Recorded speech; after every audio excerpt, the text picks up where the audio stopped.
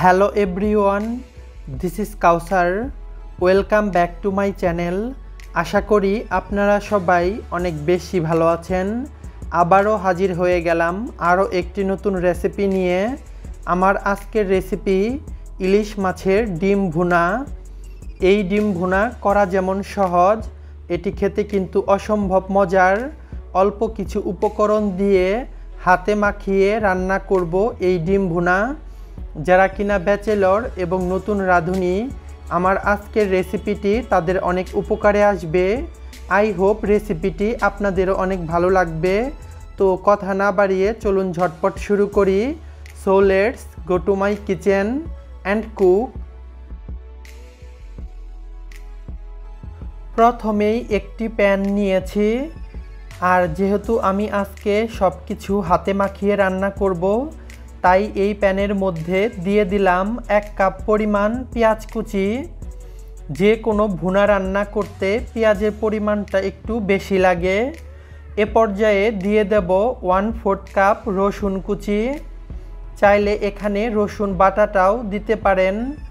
এ পর্যায়ে দিয়ে দেব 1 চা চামচ করে মরিচ গুঁড়া, হলুদ গুঁড়া, ধনিয়া ও জিরা গুঁড়া। আরও দিয়েছি 1 চা চামচ লবণ।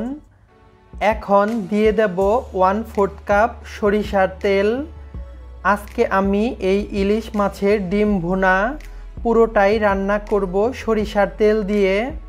অবশ্যই চেষ্টা করবেন সরিষার তেল দিয়ে এই ভুনাটা করার জন্য, তাহলে রান্নায় দারুণ একটা ফ্লেভার অ্যাড হবে। এ পর্যায়ে সব কিছু ভালো মতো কষলে মাখিয়ে নিতে হবে, আর এমনভাবে মাখাতে হবে যাতে করে পেঁয়াজের কোয়াগুলো ছেড়ে আসে। আমি কাজটি কিভাবে করছি আপনারা কিন্তু স্ক্রিনেই দেখতে পাচ্ছেন। আর মাছের ডিম দেওয়ার পর এটি কিন্তু আর নাড়াচাড়া করা যাবে না। এ পর্যায়ে এখানে দিয়ে দেব 2টো মাছের ডিম, আর ডিমগুলোকে আমি বড় বড় করে টুকরো করে নিয়েছি। ডিমটাকে ভালো মতো পরিষ্কার করে ধুয়ে দিয়ে দিয়েছি। আর ডিমে কিন্তু অনেক রক্ত থাকে, তাই ভালো মতো পরিষ্কার করে ধুয়ে নিতে হবে। সেম রেসিপি ফলো করে আপনারা যে কোনো মাছের ডিম এভাবে রান্না করতে পারেন। আমি মাছের ডিমগুলোকে সব কিছুর সাথে ভালো মতো মাখিয়ে নিয়েছি। ডিমগুলো মাখানোর পর হাত ধোয়া পানিটুকু দিয়ে দিলাম। এ পর্যায়ে আমি প্যানটিকে চুলায় বসিয়ে রান্না করব। আমি প্যানটিকে চুলায় বসিয়ে দিয়েছি। এ পর্যায়ে ঢাকা দিয়ে চুলাটি অন করে দেব, আর মিডিয়াম টু লো হিটে রান্না করব প্রায় 7 থেকে 8 মিনিট। চলে এলাম 7 মিনিট পর। এ পর্যায়ে নাড়াচাড়া করে দিতে হবে যাতে নিচে থেকে না লেগে যায়। আর এই 7 মিনিটের মাঝে আমি একবার নাড়াচাড়া করে দিয়েছিলাম। এ পর্যায়ে আবারও ঢাকা দিয়ে রান্না করব প্রায় 8 থেকে 10 মিনিটের মতো। চলে এলাম 10 মিনিট পর। এই 10 মিনিটের মাঝে আমি ঢাকাটি খুলে একবার নাড়াচাড়া করে দিয়েছিলাম। এ পর্যায়ে আবারও নাড়াচাড়া করে দিচ্ছি।